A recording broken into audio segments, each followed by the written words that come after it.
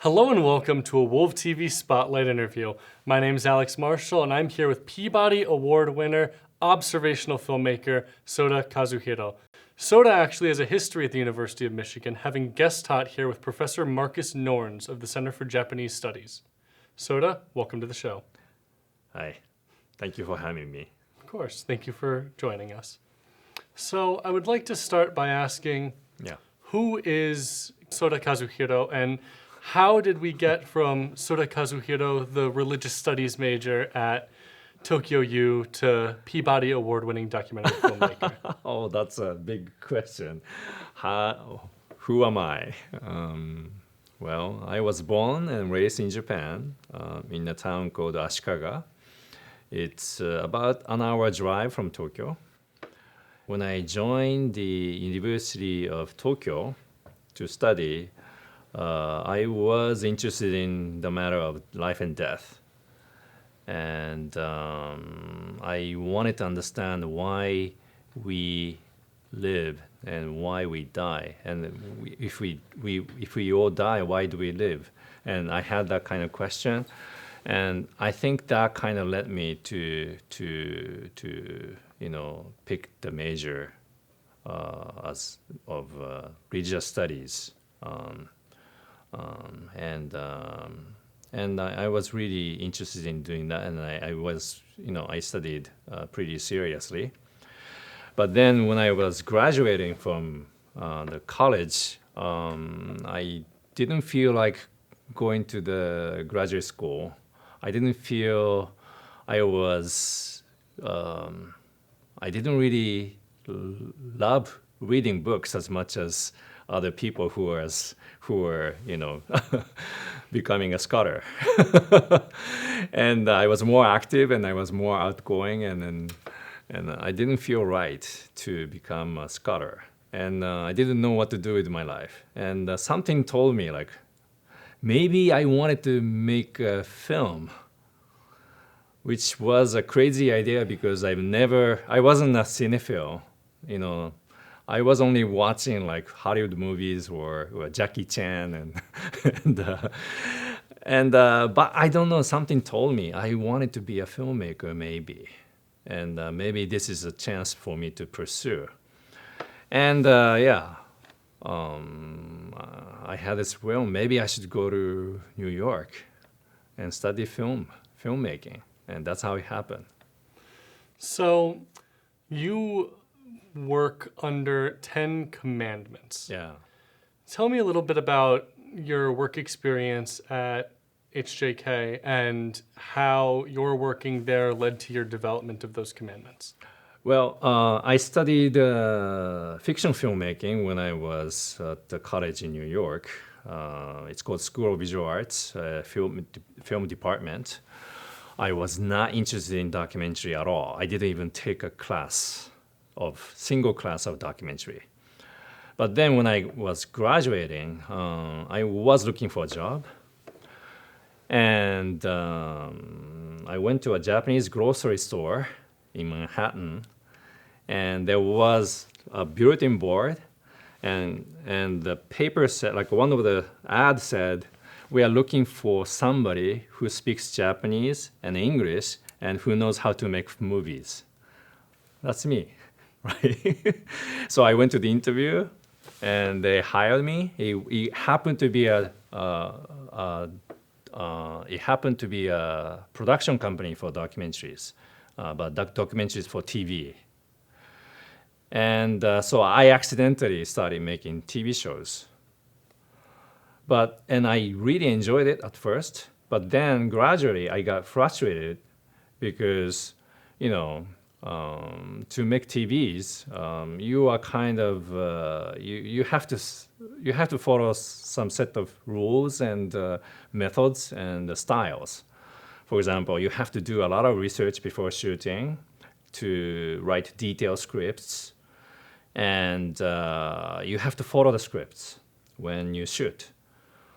And the script always has like a beginning, middle, and an end, and you have short lists. You write narration even before you roll the camera. And if you follow that, you don't make too much discoveries. It's boring. So I became really frustrated with the way TV shows were being made. And also, TV shows, you have to explain everything with the narration. If you have a sad scene, you have to put sad music. I didn't think, it was necessary.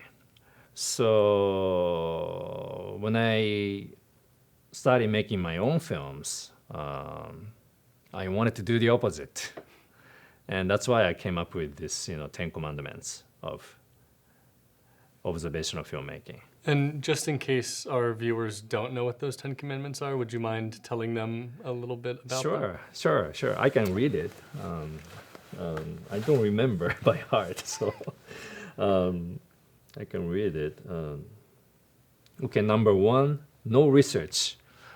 I don't do any research before shooting because I want to be fresh. I want to have a fresh look of whatever I'm shooting. And number 2, no meetings with subjects. Number 3, no scripts. I don't write anything before shooting. And just roll the camera, and see what happens, right? And then number 4, roll the camera yourself, meaning I roll the camera and record the sound. Number 5, shoot as long as possible, because you never know what's going to happen next.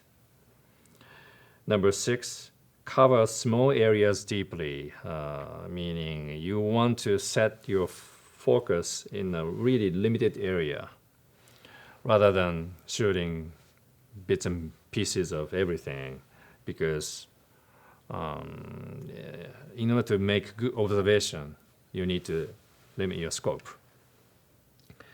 And number 7, do not set up a theme or goal before editing, because theme is something you discover by editing. Number 8, no narration, superimpose titles or music, because I want the audience to have this freedom to interpret the film in their own ways. And number 9, use long takes. The same thing, The shorter the cut is, less freedom the audience has to interpret. So number 10, this is a tough one, but very important, pay for the production yourself. So these are the 10 rules I follow. So one of the rules that you mentioned is in reference to how you edit. Yeah. I'm curious, since you shoot, I would assume 50 to 60 hours for every 2 hours of actual edited content. Right. You're trying to portray things as raw and realistic as you possibly can. But by nature, when you have to sift through that much information and edit it yourself, you find yourself inadvertently creating some kind of narrative. So how do you try and balance your job as an editor and a director and your desire and passion for just observing? Well, it's actually it's not like, it doesn't contradict observation and construction. They go by hand in hand, actually. When you try to construct a scene or film, you have to observe what's going on. You need to understand, right? You need to understand what's going on. You need to understand how I am looking at it. It's a trial and error. You try so many edits, and gradually you get to understand the material, and you get to understand what I'm thinking, how I'm viewing what I'm seeing, and so when the construction of the film and how you observe fits perfectly, it means your edit is good. And but it takes time to get to the point, and there's a lot of trial and error in between. So I've had the pleasure of watching your most recent film, The Cats of Gokogu Shrine. And it's very clear that the focus isn't necessarily on the cats, but more about humans and nature.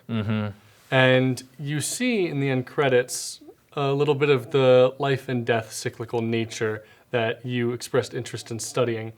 Was that what you intended on sort of portraying when you started rolling the camera? Or was that something that happened to develop and you ran with it? Yeah, I mean, it's something I kind of noticed, while making the film. At first, I didn't really have any intention or goal or theme of the film. I didn't know. I didn't even know if it was going to be a film. I became friends with the cats at the Gokogu Shrine, and I became curious, and I was interested in them. So that's how I started rolling the camera. But at that point, I didn't know. I didn't know what the theme, what would be the theme of the film, or I didn't even know if it was going to be a film. And it's something you discover, and it takes time to discover that. And then when you discover that, you have a film. And if you don't discover anything, you don't have a film. So what happens in that case if you go through the process of shooting and while you're editing you realize that you don't think you have a film? And has that happened to you? And how did you deal with that? No, never. Yeah, that's the interesting thing. Like I've never had that experience, but I have a theory. It's when I was making TV shows, producers always told me to look for something strong, like some subject matter, which is strong, yeah, and compelling. And when I try to focus on the regular everyday life, they were not really happy because you need more exciting, something more. Yeah, look, find something more exciting or more compelling or whatever. But to me, it's up to you to find anything interesting, and because life is tough, I was looking at you. I mean, you guys preparing for this show. You have drama, no? every Healthy time. amount. Yeah, I mean, you have hardships. You have to solve problems. You have to prepare, and if you really look and listen carefully, if you observe attentively, you always find drama, and you always find something interesting, and it's up to you to sense that, and then turn it into a film. So yeah, as long as I am open, I am open-minded, and I am attentive and look and listen carefully, I always find something interesting, and then yeah, I can make something make a film out of what we shot. So next, I want to go back to your first observational film campaign. Yeah. Which very much, as you watch as a viewer, you realize that it's a learning experience for Yama-san in the political sphere. Right. But it's also your first film, so it's a Yeah. learning experience for you. Yeah. So how did you balance your responsibilities as an observational filmmaker with it being your first time really going out and doing that kind of work? I didn't really think about the responsibilities because I didn't even know, I was making a film. I mean, my intention was to make a film, but I'm nobody, right?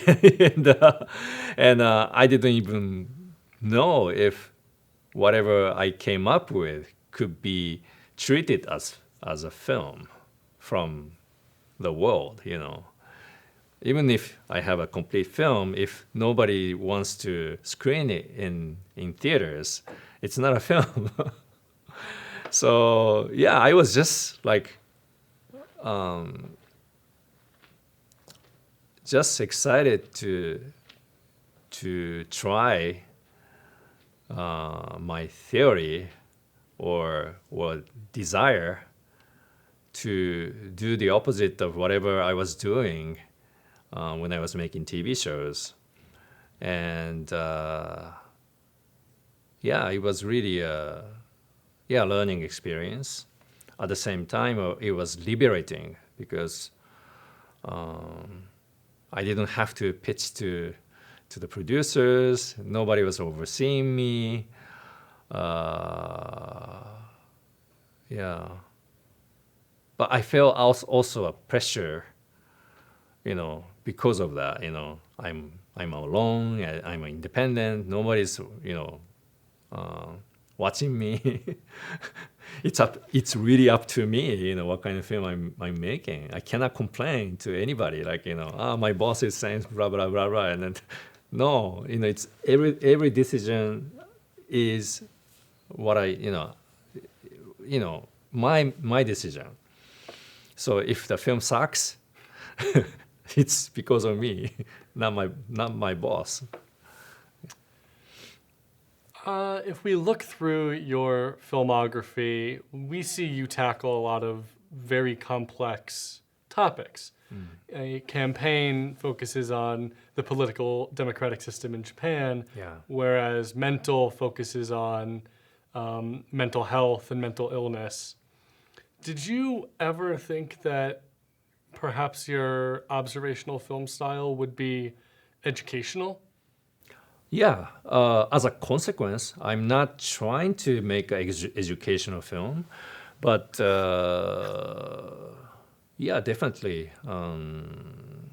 Campaign has been used in classrooms, and also mental, has been used in the classrooms of mental health professionals, like when they get training, which were like for me unexpected way of using the film, but yeah, it makes sense, because it gives you a lot of information. And it gives you some sort of experience, like as if you were thrown into this political campaign or thrown into this mental clinic and witness whatever is going on. So yeah. It's up to the people how they use it, and it could be educational, yeah. Have you ever had any experiences with people who watched one of your films and maybe didn't understand what you perhaps wanted them to get out of it, or who thought something completely different? Yeah, and that's when I feel very excited. So you like the idea that someone will watch it and have a completely different... Oh yeah, definitely. Well, I like that, when somebody interpret the film very differently than I do. Actually, I use this metaphor of a pitcher and catcher and hitter. I'm a pitcher, right? I'm throwing this ball, the film, not to the catcher, but I'm throwing it to the hitter, actually, batter. And because catching is just catching my ball, right? But I'm picturing more like I want the audience to be a hitter, to hit it back. And I like watching where it goes, the ball goes. And sometimes it's so unexpected that, and I like that. I like, that kind of unexpected reactions, yeah. So by nature, through your commandments, you're not really supposed to reach out to anyone in advance and talk about what you're going to be doing. It's very much in the moment. Yeah. Have you ever had anyone agree to be filmed and then pull their support for that? Or have you ever found yourself to be filming something and then someone go, oh, I don't want to be on camera? And how does that really affect the makeup of your observational film? Yeah, unfortunately that happens sometimes. Yeah. And it depends on how far you are into. And if that happens early on in the shooting. I just give up, and but when sometimes people change their minds and they are entitled to. So it's really a delicate matter. Yeah, it's when that happens, I'd like to talk, and but I don't want to push too hard because they are open their life to me, and it's like I feel like I owe them, like it's something they don't have to do, and so I want to have this relationship, good relationship, keep the I want the film to be good for me and good for them, yeah. So how do I do that? That's very difficult, but very important as well. It's like our human relationship. It's the same thing. Yeah, it's really the same thing. Yeah. And post-release of any of your films, have you ever had anyone express any regret at having been documented in their daily lives? And what was that like? Yeah, I've had that experience. Yeah, and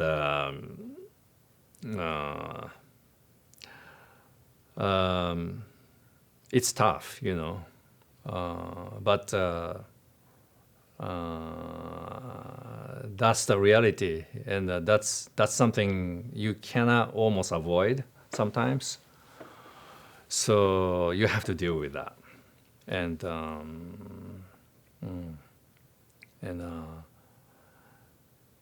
yeah, and it's really case by case. Yeah, you don't have like a blanket rule or a deal for such thing, and you have to really listen to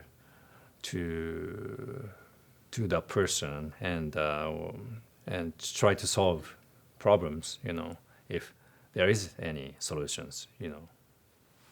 So now I want to ask, how did you meet Professor Norns, and more so, how did you find yourself as a Toyota visiting professor at the University of Michigan? How did I meet him? I probably at the film festival cycle, I think.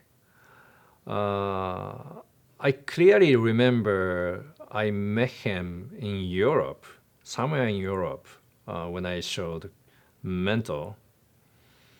And he came up to me and we had a drink and we exchanged like ideas, and he gave me his impression on film and opinions on Mental, and yeah, that's how we started, I think. And then we became friends, and he visited me in Ushimado when we were having a vacation there, and yeah, it's been a while. We became friends, yeah. And that found you here at the university. Yeah. So I am aware that you've guest taught a class with Professor Norns. Right. What was it like as a filmmaker seeing a younger generation really synthesize your methods and kind of make it their own? How did that culminate in the big house? It was so exciting, really, and enjoyable. I was kind of reliving my experience as a filmmaker as well, because, for example, at first, all the students was really distant. We gave them an assignment to shoot something in the observational method, and what I found was, most of the footage was so distant from the characters, and I totally remembered myself, like I was really afraid to go near to the subject and aim my camera in a close distance. Yeah, and you need to overcome this like we usually have this, like some sort of a comfort zone, personal space. But in a sense, aiming your camera to another human being is very unnatural, and it's really like, going over the line. And I remember that by watching, this footage shot by our students, and so I advised them how to overcome that, and then we kind of overcame. I think they quickly overcame, and we had a beautiful film in the end. It was amazing. At first I was really, this is a problem. Everybody's so afraid of shooting film, and how can we make good film? But then quickly they learned the craft, and I was pleasantly surprised, when they shot something really extraordinary and then came back to the editing room, and So you've spent a lot of time in your career behind the camera. If someone were to, say, use Soda Kazuhiro's 10 Commandments against him and make an observational film of him, do you think that you would be able to act natural in front of camera? And do you think that you would be okay with that level of exposure? Yeah, I've done that before already. You have? Yeah. And how'd that go? Good. I have no problem. I mean, how can I say no if I'm asking somebody, just doing the same thing, yeah? So I felt, if anybody wants to do it, I have an obligation, moral obligation to accept that. Last question. Yeah. Students nowadays are very concerned with making sure that everything is precise and perfect. And your films thrive on their rawness and on their adherence to strict reality. Yeah. What advice do you have for young filmmakers who think that their works maybe don't look good enough yet?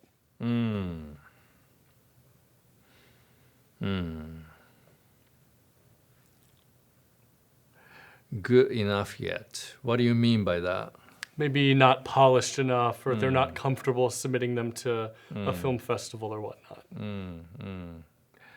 Well, my advice is to finish it and claim it's done. And then, because I've seen so many filmmakers who has a project almost finished, but never finish it.